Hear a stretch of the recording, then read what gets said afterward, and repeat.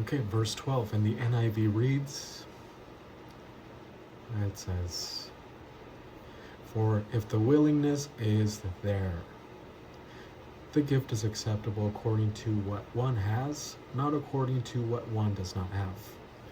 We begin with the post-positive gar, and this is explanatory. It's about to explain the mental attitude being matched by the giving, the act of giving.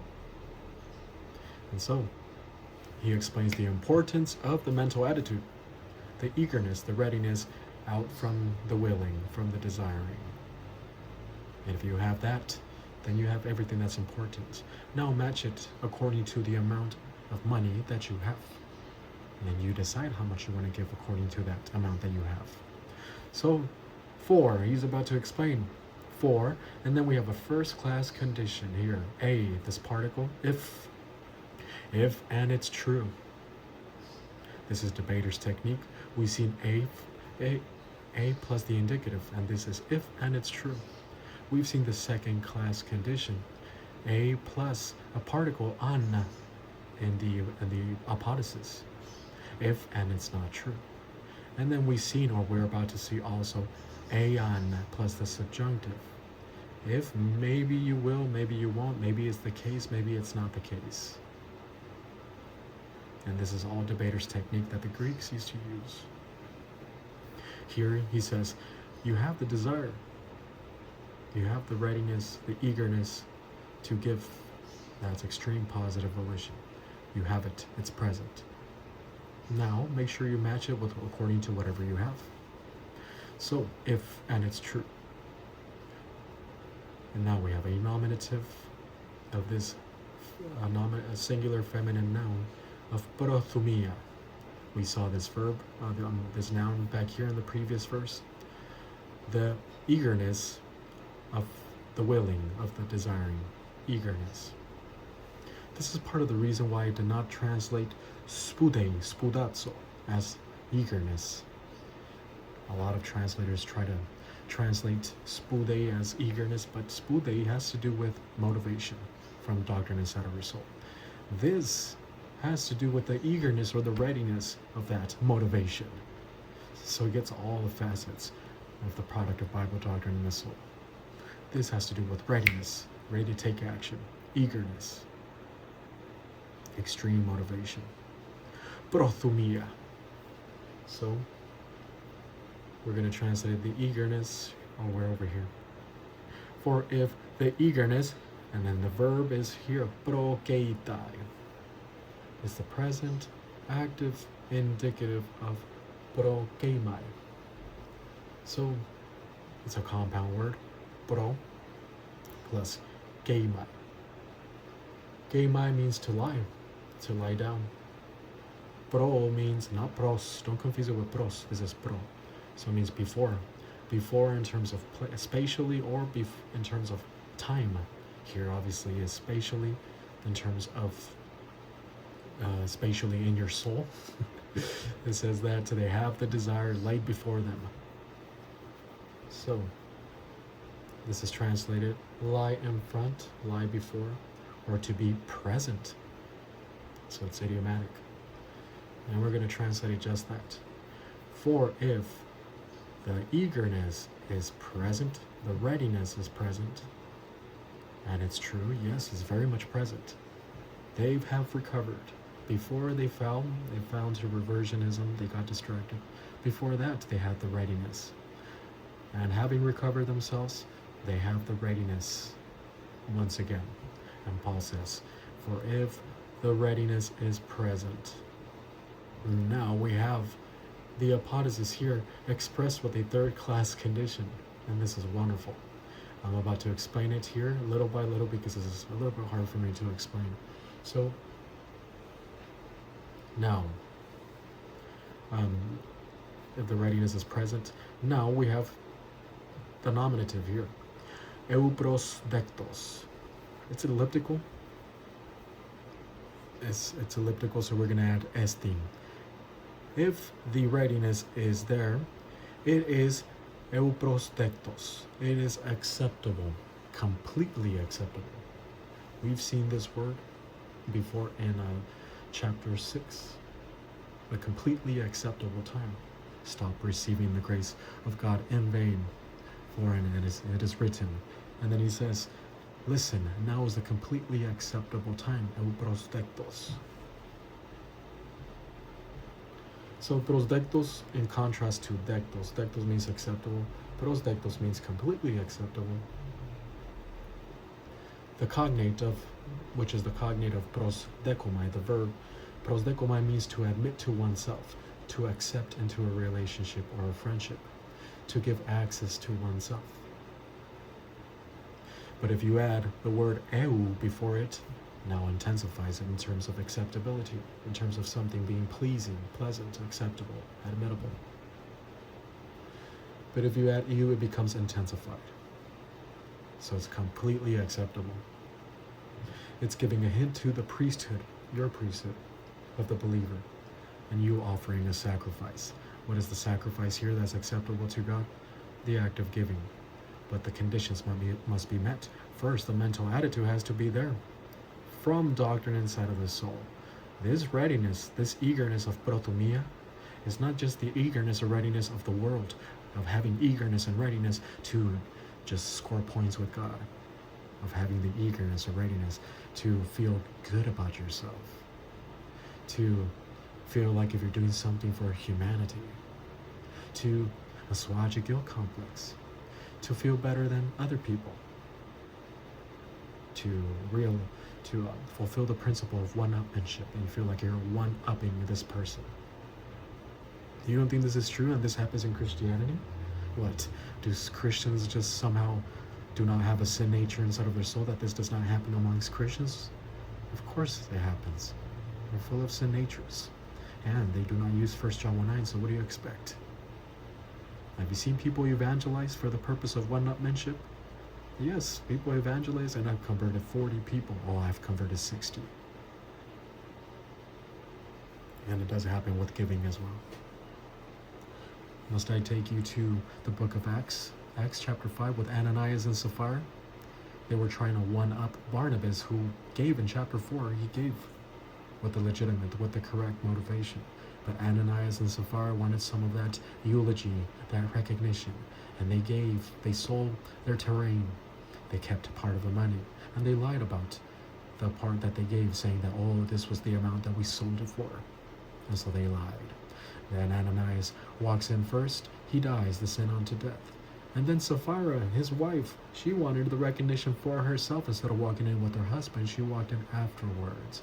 She walks in, she receives the same treatment, sin unto death. Sin unto death applies to both men and women. There is equality. We're all members of the body of Christ. We're all members of the royal family of God. We receive the same punishment depending on whether we advance or we are in the cosmic system. So now there's no privilege between man and woman, whatever you want to claim. No patriarchy, matriarchy in some societies as well.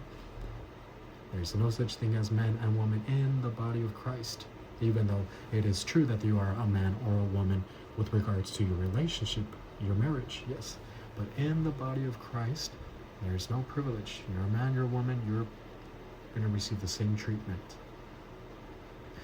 So, it is true that protomia can be produced from the cosmic system, but here we've made it clear from the previous verses that this protomia is from the source of doctrine. Okay? So, if the desire is present, and it's true, it is present, the gift is completely acceptable. God accepts it. But what? Here we have this adverb, comparative, of katho. Does this sound familiar, katho? We've seen kathos before. We see this one, kataper, here. We've seen kathos many times before. Well, I cannot find it, but kathos is a compound word. Kathos comes from kata, the preposition, plus hos, the comparative. And so we translate it according to as, or just as. Here, katho is the prepositional phrase as well, kata, plus the neuter article of hos. So according to that thing which, according to the thing, according to the amount, according to the measure. What does this mean? What is the measure? What is the amount? The amount that God has given you for, I don't know, those 2 weeks for that paycheck and the next paycheck. The amount that you have available to you after you've fed your family and you fulfill all your obligations. So all the money that you have left after you've fulfilled your obligations, that is the amount. Remember, you do not give money that belongs to your family, to your for their sustenance, to keep them alive. Remember that 2 Timothy talks about the person who gives, but he refuses to feed his family, his immediate family. If you do so, you become worse than the unbeliever. So first, your family's needs, the food, shelter, clothing that they need. Once, whatever you have left after that, then you decide. And this is the amount that's left after that. Kato, according to the amount, according to that which, according to the measure. And then we have here, ean, the 3rd class condition, plus the subjunctive of echo. Echo means to have, to possess, to have and to hold. And so, what is this? If he has. If, maybe he will, maybe he does not. According to the amount, if he has. Why is it the 3rd class condition? If he has, maybe he will, maybe he doesn't. Because sometimes you do not have it. Sometimes you do have it. Sometimes there's prosperity at the job place and you receive a big paycheck. Sometimes a mishap occurred and you do not have for that whole month enough, or the amount that you thought, the amount that you expected. Especially in times of agricultural economies, there was always mishaps. Something occurred with the harvest. Something happened with industry, I don't know. So, if, maybe you will, maybe you won't. Maybe he will, maybe he doesn't. So what do we have thus far? For if the desire, the readiness, the eagerness, for if the eagerness is present, it is completely acceptable according to the measure if he has. I'm going to translate that. The amount here is expressed in kato. Whatever amount you have, whether it's $10 for the month and you don't have much, good luck with that. No, man, there's no such thing as luck. It depends on God. If he has designed you to be that way, then all right. Or whether it's in, I don't know, you made a 10,000 for the month. That's the amount, according to the measure, according to the amount. And then, whether you have it or not is expressed here with the 3rd class condition. So the amount is expressed here, kato. Whether you have it or not, with here, ean, eke. So the reason why I explain this is because many translate it, it is acceptable, whatever he has. What is it? According to what one has. The gift is acceptable according to what one has. Okay. The NIV got it right. Okay. So, now, principle is that whatever you have, you decide from that how much you give. If the mental attitude exists, which is the important part, then you decide to give according to what you have. Do not try to go beyond and give what you do not have. Do not try to say, I'll pay you later. The desire is here in my soul and I'm going to give you this much and I'm going to...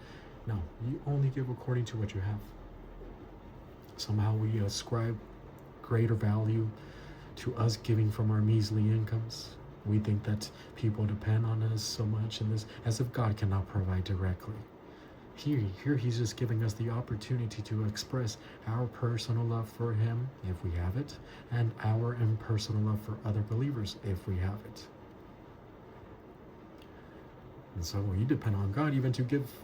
He's the one that produces the desire and the doing, as per Philippians chapter 2, verse 12. Him from the motivation of doctrine, he produces the desire, and he gives the means for us to express the desire to give or doing anything else. See how we're dependent on Him for everything? You cannot boast about anything that you've given. So it's time for us to stop ascribing so much importance to ourselves. This is a reality check. It might hurt to some. A lot of people cannot stand being so little in front of God. And that's the reason why they rebelled. That's the reason why Satan rebelled. He wanted to do things his own way. I want to be my own man, my own angel. Isaiah 14:14, I'm going to rise up and sit at the throne of God. He wanted to do things his own way, his own works.